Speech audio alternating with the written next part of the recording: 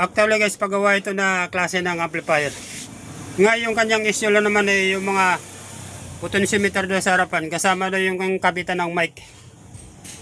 Wala, gagawa muna ako dito ng konting content. Kung napansin nyo ba guys, na itong kabitan ng speaker eh, 4. Dalawa sa right, dalawa rin sa left. Ngayon ito yung kanyang nakasulat sa likod. Sakura EB-389A. Then max power 400 watts plus 400 watts. Ang ibig sabihin kasi yung right 400 watts, yung left 400 watts. Ngayon kung napansin nyo, walang nakasulat dito sa likod na impedance na dapat ikabit dito sa likod ng kabitan ng speaker. Alam nyo ba guys na kung napansin nyo, yung madalas na amplifier na integrated eh, 4 ang kabitan. Ang tanong, pwede ba kabitan lahat ng speaker dito?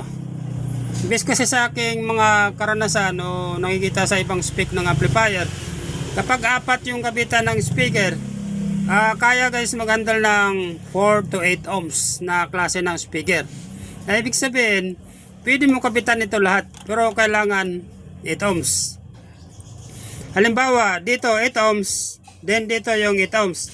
Yung total ng dalawang speaker na ikakabit mo dito sa right, then yung kanyang total watts ay hindi lalampas dito guys sa 400 watts. Then yung impedance ng dalawang speaker ay hindi bababa ng 4 ohms.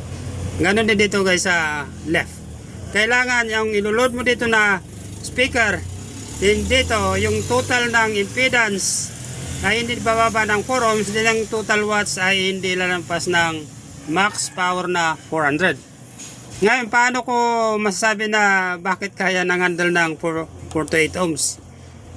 Based kasi sa aking mga napapansin sa mga amplifier, kapag yung upitin niya kasi toppers, ang ibig sabihin 4 yung upito dito sa left, then 4 yung sa right. Bali, toppers siya 5198 and 1941.